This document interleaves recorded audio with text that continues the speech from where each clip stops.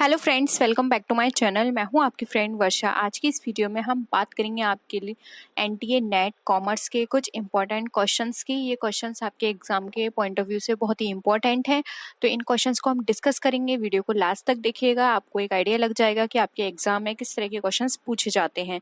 तो स्टार्ट करते हैं वीडियो को। आपको पसंद आती है तो लाइक कीजिए, फ्रेंड्स के साथ शेयर कीजिए, और किसी भी तरह की कोई भी क्वेरी हो तो प्लीज जरूर बताइएगा। तो स्टार्ट करते हैं वीडियो को। फर्स्ट क्वेश्चन है, is the value of a benefit where no actual cost is incurred. यानी कि आपको यहाँ पे फिल करना है ऐसी कौन सी वैल्यू है बेनिफिट की जिसमें कोई भी एक्चुअल कॉस्ट इनकर्ड नहीं होती है। Imputed cost, sunk cost, out of profit, या फिर नन ऑफ दीज। तो फ्रेंड्स यहाँ पर जो इसका राइट आंसर है वो है imputed cost. Friends imputed cost वो कॉस्ट होती है जिसके अंदर एक्चुअल कॉस्ट इनकर्ड नहीं होती है, तो उसको हम इम्प्यूटेड कॉस्ट कहते हैं। तो इसका राइट आंसर है ए, इम्प्यूटेड। सेकेंड क्वेश्चन पे आते हैं, dash is the cost which involves payment to outsider. यानी कि आपको वो कॉस्ट बतानी है जो कि आप आउटसाइडर को पेड करते हो तब अराइज होती है। ऑप्शन है out of pocket cost, imputed cost, notion cost, या फिर नन ऑफ दीज। तो फ्रेंड्स इसका जो राइट आंसर है वो है option A, out of pocket cost. Out of pocket cost वो कॉस्ट होती है जिसमें आप आउटसाइडर को पेमेंट करते हो। नेक्स्ट क्वेश्चन पे आते हैं, dash is the maximum possible alternative earning that might have been and if the productive capacity is put to some alternative use। यानी कि फ्रेंड्स ऐसी कॉस्ट बतानी है जो मैक्सिमम है और जिसका एक ऑल्टरनेटिव अर्निंग भी है, और जो हमारी प्रोडक्टिविटी कैपेसिटी जो होती है वहां पर कुछ ऑल्टरनेटिव उसका यूज होता है। तो यानी कि ऐसी कॉस्ट जो कि अगर आपके पास कोई ऐसी ऑल्टरनेटिव वे में आप उसको यूज कर रहे हो और कुछ ऐसी जहां से हम एक्स्ट्रा अर्न करना चाह रहे हो, तो वो कॉस्ट आपकी कौन सी कॉस्ट होती है। Opportunity, incremental revenue, alternative revenue, या फिर नन ऑफ दीज। तो फ्रेंड्स इस तरह की सिचुएशन कहलाती है हमारी अपॉर्चुनिटी। अपॉर्चुनिटी के ही अंदर हमारी एक मैक्सिमम ऐसी पॉसिबिलिटी होती है जहां पर हम अपने ऑल्टरनेटिव्स को यूज करके ऑल्टरनेटिव अर्निंग कर सकते हैं। नेक्स्ट क्वेश्चन पे हम मूव करते हैं, an item of cost that is direct for one business may be dash for another business.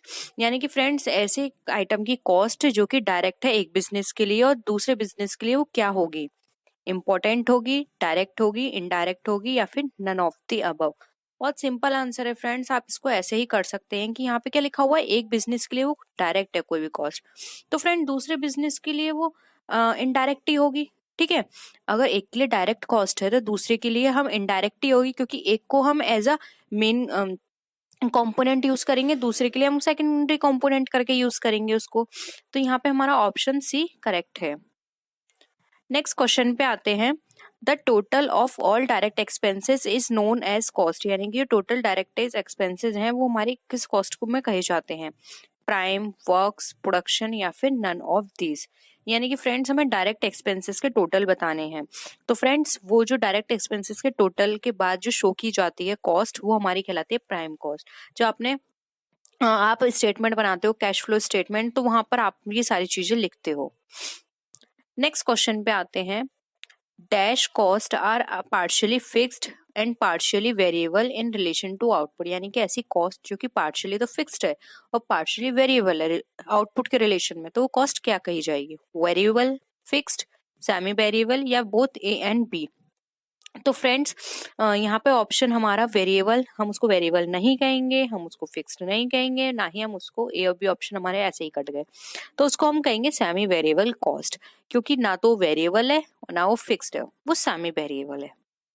Next question पे आते हैं, एन अपॉर्चुनिटी कॉस्ट इज, एक अपॉर्चुनिटी कॉस्ट क्या है, एडवांटेज फॉरगॉन है, कॉस्ट है, इनकम है, या नन ऑफ द अबव है। तो फ्रेंड्स एक अपॉर्चुनिटी कॉस्ट एक एडवांटेज फॉरगॉन है जो कि हमें किसी एडवांटेज या फिर कोई ऐसी अपॉर्चुनिटी या फिर कोई ऐसा ऑल्टरनेटिव है जिसको हम यूज करके एक एक्स्ट्रा इनकम अर्न कर सकते हैं। तो ये एडवांटेज फॉरगॉन है, यानी कि कोई ऐसी एडवांटेज हमारे पास आई है जिसको अगर हम ग्रेस्प कर लें टाइमली तो हम वहां पे क्या कर सकते हैं, एक्स्ट्रा अर्न कर सकते हैं। नेक्स्ट क्वेश्चन पे आते हैं, work cost is a total of. यानी कि जो वर्क कॉस्ट जो है वो वर्क कॉस्ट किसका टोटल है, इनडायरेक्ट मटेरियल, इनडायरेक्ट लेबर का है, या फिर direct material, indirect labour, direct और chargeable expenses and work expenses का टोटल है, या फिर डायरेक्ट मटेरियल और डायरेक्ट लेबर का टोटल है, या फिर डायरेक्ट मटेरियल, डायरेक्ट लेबर और डायरेक्ट एक्सपेंसेस का टोटल है। तो बताइए फ्रेंड्स, वर्क कॉस्ट हमारा किसका टोटल है? तो फ्रेंड्स, वर्क कॉस्ट जो होती है वो हमारा टोटल होता है direct material, direct labour, direct और chargeable expense and work expenses का। तो इसका जो राइट आंसर है वो है हमारा ऑप्शन 2 करेक्ट है। नेक्स्ट क्वेश्चन पे आते हैं। An opportunity cost does not involve, यानी कि जो अपॉर्चुनिटी कॉस्ट है उसमें क्या चीज इन्वॉल्व नहीं की गई है। ऑप्शंस हैं cash outlays, direct cost, indirect cost या फिर नन ऑफ द अबव। तो फ्रेंड्स, जो हमारी अपॉर्चुनिटी कॉस्ट होती है उसके अंदर कैश आउटलेट्स को यूज नहीं किया जाता है, उसमें डायरेक्ट कॉस्ट भी आती है क्योंकि डायरेक्ट तो इन्वॉल्व रहेगी ही, और इनडायरेक्ट क्या है, आप उस अपॉर्चुनिटी को ग्रेस्प करने के लिए कुछ एक्स्ट्रा एफर्ट, एक्स्ट्रा एक्सपेंसेस कर रहे हो, तो यहाँ पे इनडायरेक्ट भी आ जाएगी। इसलिए ये दोनों ऑप्शंस हमारे सही हैं, सिर्फ एक आउटलेज है जो यहाँ पर नहीं इन्वॉल्व होता है।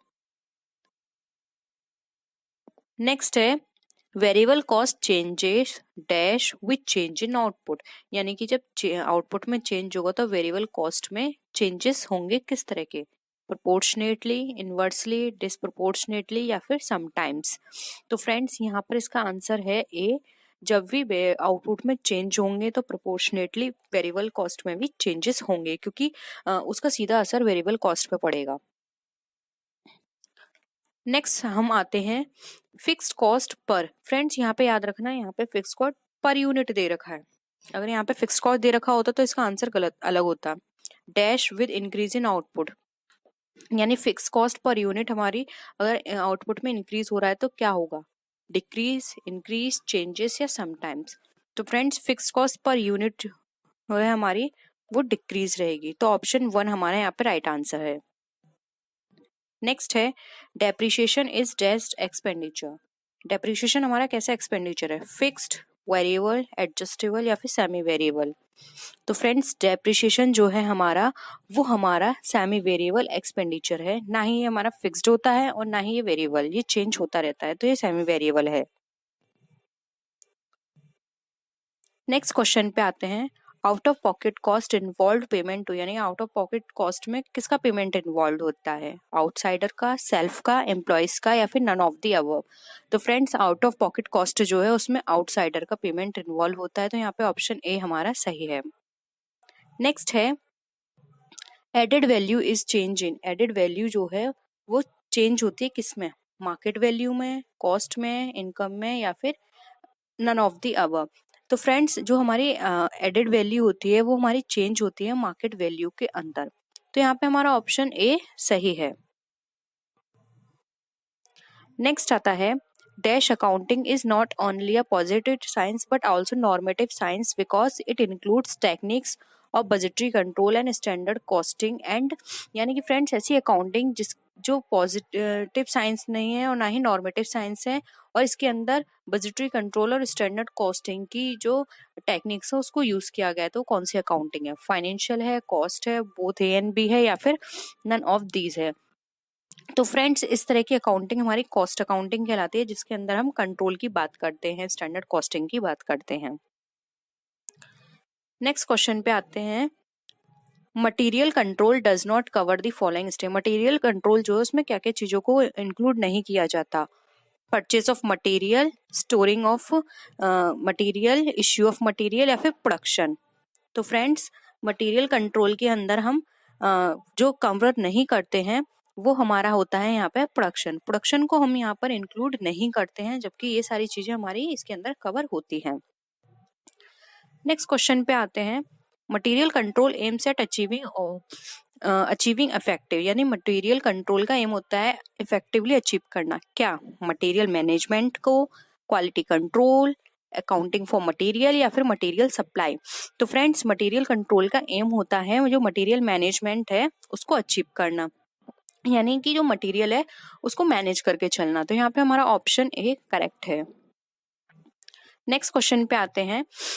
Storage ledger is maintained in the, तो स्टोरेज लेजर जो है वो मेंटेन किया जाता है किसके अंदर, स्टोर में, फाइनेंस डिपार्टमेंट में, कॉस्ट अकाउंटिंग डिपार्टमेंट में या बोथ ए एंड बी में। तो स्टोर्स लेजर जो है फ्रेंड्स ये हमारा जो मेंटेन किया जाता है वो हमारा कॉस्ट अकाउंटिंग डिपार्टमेंट में मैनेजर किया जाता है, क्योंकि फ्रेंड्स कॉस्ट अकाउंटिंग डिपार्टमेंट में वो सारी चीज़ें देखी जाती है कि कितनी चीज़ें यहाँ पे स्टोर की गई हैं, कितनी कॉस्ट है, क्या प्रोडक्शन यहाँ पे बचा हुआ है। नेक्स्ट क्वेश्चन पे आते हैं।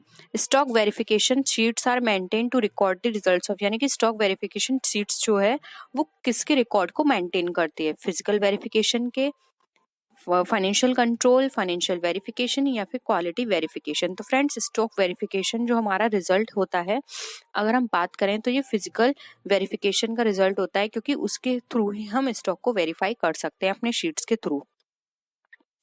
नेक्स्ट क्वेश्चन है stock adjustment amount is debited with, यानी कि स्टॉक एडजस्टमेंट अमाउंट हमारा डेबिट होता है किसके साथ और क्रेडिट होता है हमारा किसके साथ। ऑप्शन है surplus, shortage of stock, shortage of stock और सरप्लस, एक्सेस और लॉस, या फिर नन ऑफ दीज। तो फ्रेंड्स ये हमारा जो डेबिट किया जाता है वो डेबिट किया जाता है हमारा शॉर्टेज ऑफ स्टॉक से और क्रेडिट किया जाता है सरप्लस से। तो यहाँ पे हमारा ऑप्शन 2 करेक्ट है। Dash provides information for income determination, यानी कि फ्रेंड्स ऐसा कौन सा यहाँ पे हमारा ऑप्शन है जो कि हमें प्रोवाइड करता है इनकम को डिटरमाइन करने की इंफॉर्मेशन। ऑप्शंस हैं financial accounting, cost accounting, management accounting या नन ऑफ दीज। तो फ्रेंड्स राइट आंसर जानने से पहले हमें इन टर्म को जानना होगा। फाइनेंशियल अकाउंटिंग हमारी हेल्प करता है हमारी पोजीशन बताने में, कॉस्ट अकाउंटिंग हमारी हेल्प करता है कॉस्ट को एसरटेन करने में कि किसी प्रोडक्ट पे कितनी कॉस्ट आई है। मैनेजमेंट अकाउंटिंग हमारी हेल्प करता है पूरे कंपनी के अंदर जो भी मैनेजमेंट हो रहा है उसमें किस तरह से सारी चीज़ों को मैनेज किया जा रहा है, डिसीजन मेकिंग में हेल्प करती है ये। ऑप्शंस नन ऑफ दीज, यानी इनमें से कोई नहीं। तो फ्रेंड्स यहाँ पर अगर हम बात करें तो हमारा जो राइट आंसर होगा वो होगा फाइनेंशियल अकाउंटिंग, क्योंकि फाइनेंशियल अकाउंटिंग हमें फाइनेंशियल पोजीशन बताता है, यानी कि इनकम डिटरमाइन करने में हेल्प करता है। तो फर्स्ट ऑप्शन हमारा करेक्ट है। नेक्स्ट क्वेश्चन पे आते हैं हम। Dash helps ascertain cost before hand, यानी कि फ्रेंड्स यहाँ पर ये पूछा जा रहा है कि बिफोर हैंड हमें ऐसी कौन सी अकाउंटिंग है जो कॉस्ट को असरटेन करने में हेल्प करेगी या कैलकुलेट करने में हेल्प करेगी। ऑप्शंस है financial accounting, cost accounting, management accounting या नन ऑफ दिस। फ्रेंड्स इनके मीनिंग मैंने आपको पहले ही बता दिए हैं, तो हम डायरेक्ट आंसर पे आते हैं।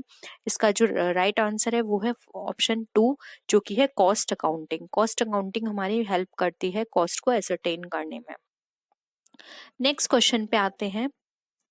The scope of cost accounting include, यानी कि जो कॉस्ट अकाउंटिंग का जो स्कोप है उसमें क्या क्या चीजों को इंक्लूड किया गया है। डैश, डैश एंड डैश, यानी कि 3 बताने हैं आपको टर्म यहाँ पर। ऑप्शंस में फर्स्ट है कॉस्ट असरटेन करने में, कॉस्ट प्रेजेंटेशन में या कॉस्ट कंट्रोल में। थर्ड है टैक्स प्लानिंग में हेल्प करेगा, tax accounting and financial accounting में। नेक्स्ट है presentation of accounting information, creation of policy and day to day operation. Fourth है नन ऑफ दीज, यानी इनमें से कोई नहीं। तो फ्रेंड्स टैक्स प्लानिंग, ये हम बात करें यहाँ पर ये ऑप्शंस हमें दे रखे हैं tax planning, tax accounting and financial accounting. तो फ्रेंड्स ये हमें देगी टैक्स अकाउंटिंग ये इन्फॉर्मेशन। नेक्स्ट यहाँ पे अगर बात की जाए डे टू डे ऑपरेशन की, तो ये हमें नॉर्मल अकाउंटिंग हमें दे देती है ये इन्फॉर्मेशन। यहाँ पर ये बात की जा रही है कॉस्ट अकाउंटिंग के स्कोप की। तो फ्रेंड्स ऑप्शन यहाँ पे हमारा फर्स्ट जो है वो करेक्ट होगा। कॉस्ट अकाउंटिंग के अंदर कॉस्ट को एसरटेन करना और कॉस्ट को रिप्रेजेंट करना, कॉस्ट कंट्रोल करना, ये सारी चीजें इसके अंदर इंक्लूड की जाती हैं। नेक्स्ट क्वेश्चन पे आते हैं। कॉस्ट अकाउंटिंग डिस्क्लोज, यानी कि कॉस्ट अकाउंटिंग क्या डिस्क्लोज करती है, क्या बताती है।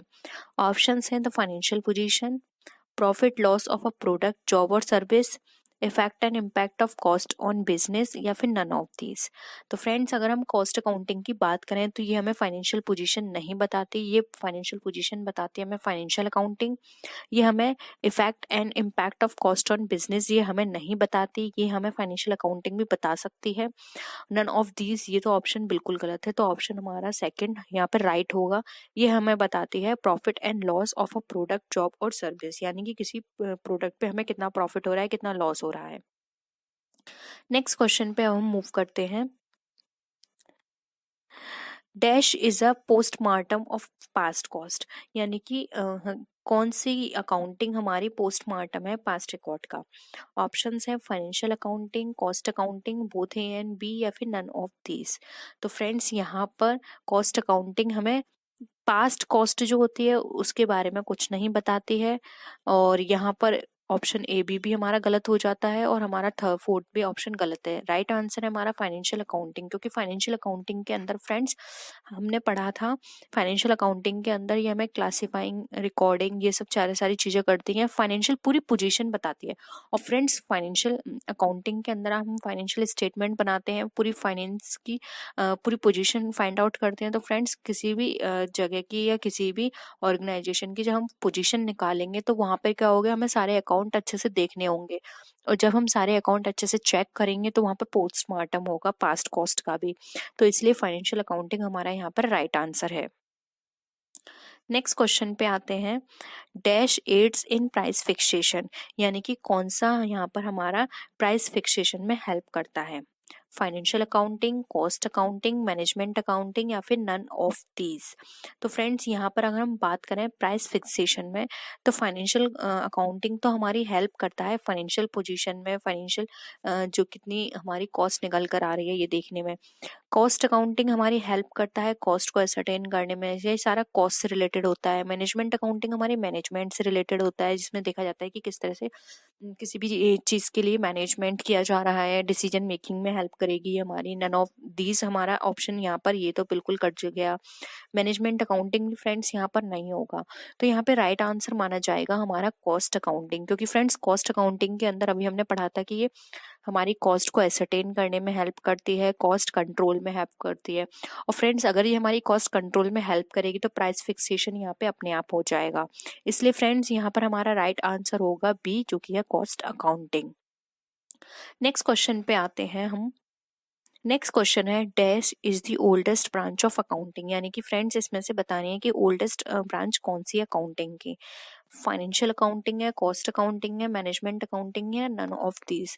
तो फ्रेंड डायरेक्ट हम इसका आंसर बताते हैं, इसका डायरेक्ट आंसर है फाइनेंशियल अकाउंटिंग, हमारी सबसे पुरानी ब्रांच है अकाउंटिंग की।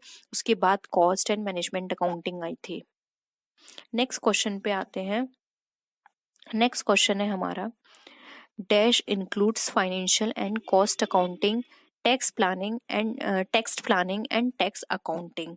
तो फ्रेंड्स ऐसी कौन सी अकाउंटिंग है जिसके अंदर financial and cost accounting include होता है, टैक्स प्लानिंग। फ्रेंड्स यहाँ पे टेक्स्ट नहीं है, ये है टैक्स।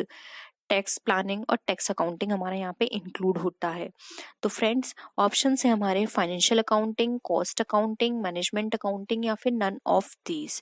तो फ्रेंड्स अगर हम ये सारी चीज़ों को यहाँ पर चेक करें, finance, cost, tax planning, test accounting, तो ये सब चीज़ें हमारी कंसिडर की जाती हैं मैनेजमेंट अकाउंटिंग में। तो यहाँ पे हमारा ऑप्शन थर्ड जो है वो हमारा राइट आंसर है। मैनेजमेंट अकाउंटिंग के अंदर ये सारी चीज़ें मैंने देखी जाती हैं, उसके बाद डिसीजंस लिए जाते हैं, प्लानिंग की जाती है फ्यूचर के लिए। नेक्स्ट क्वेश्चन पे आते हैं हम। नेक्स्ट क्वेश्चन है, इन automobile dash costing is used, यानी कि ऑटोमोबाइल सेक्टर में कौन सी अकाउंटिंग यूज की जाती है। प्रोसेस, बैच, मल्टीपल, या जॉब। फ्रेंड्स पहले हमें सबसे पहले ये इनके मीनिंग जानने होंगे। फ्रेंड्स प्रोसेस के अंदर डिफरेंस प्रोसेसिंग की जाती है, जहाँ पे एक प्रोडक्ट एक प्रोसेसिंग से गुजर कर दूसरी प्रोसेसिंग में जाता है। बैच का मतलब फ्रेंड्स यहाँ पर ये है कि जब कोई भी प्रोडक्ट डिफरेंट बैच में प्रिपेयर किया जाता है। फ्रेंड्स प्रोसेसिंग में क्या होता है कि एक प्रोडक्ट एक स्टेज में कंप्लीट भी हो सकता है, ऐसा नहीं है कि उसको दूसरी स्टेज में जाना पड़ेगा, लेकिन बैच में यहाँ पे ऐसा नहीं है। बैच में डिफरेंट बैच में एक प्रोडक्ट बनाया जाता है, और वहां पर अगर वो एक बैच से निकला है तो वहां पर वो प्रोडक्ट दूसरी बैच में जाएगा तभी कंप्लीट माना जाएगा, यानी कि लास्ट बैच में जाकर ही वो फाइनल गुड बनेगा। मल्टीपल के अंदर डिफरेंट कॉस्टिंग होती है, यानी कि उस प्रोडक्ट को बार बार या फिर अलग अलग असेंबल किया जाता है, अलग अलग उसके पार्ट्स को बनाया जाता है। जॉब के अंदर फ्रेंड्स ये रिक्वायरमेंट पे बेस्ड होती है जॉब कॉस्टिंग हमारी, जब किसी भी ये कस्टमर के ऑर्डर पे भी बेस्ड होती है, कस्टमर जिस तरह से ऑर्डर करता है उस तरह से की जाती है जॉब कॉस्टिंग। तो ये थे इनके मीनिंग। हम बात करते हैं ऑटोमोबाइल में कैसे होता है।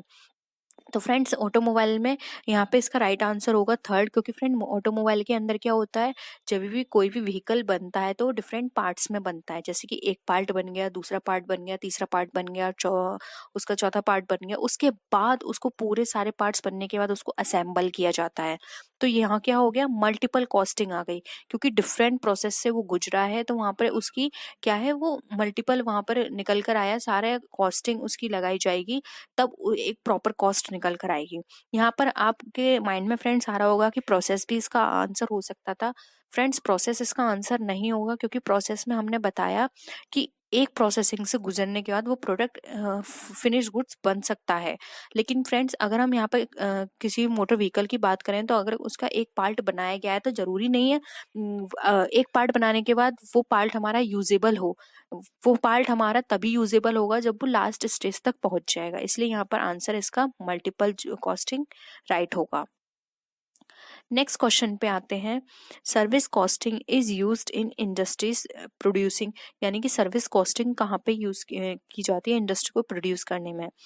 Products, service, both A and B, या फिर ये फ्रेंड्स ये है नन ऑफ दीज। ठीक है, तो फ्रेंड्स अगर हम सर्विस कॉस्टिंग की यहाँ पर बात कर रहे हैं, तो सर्विस कॉस्टिंग के अंदर यहाँ पे फर्म क्या प्रोड्यूस करेंगी, तो फ्रेंड नाम से ही पता चल रहा है कि यहाँ पे वो सर्विस प्रोड्यूस करेंगे। बोथ ए एंड बी नहीं आएगा फ्रेंड्स, आप ऐसा बिल्कुल मत कीजिएगा, क्योंकि यहाँ पे पर्टिकुलर सर्विस कॉस्टिंग की बात कर रही है जो कि पर्टिकुलर सर्विस से ही रिलेटेड है। इसलिए यहाँ पे प्रोडक्ट बिल्कुल नहीं आ सकता, यहाँ पे सिर्फ सर्विस आएगा। तो इसका राइट आंसर है टू सर्विस।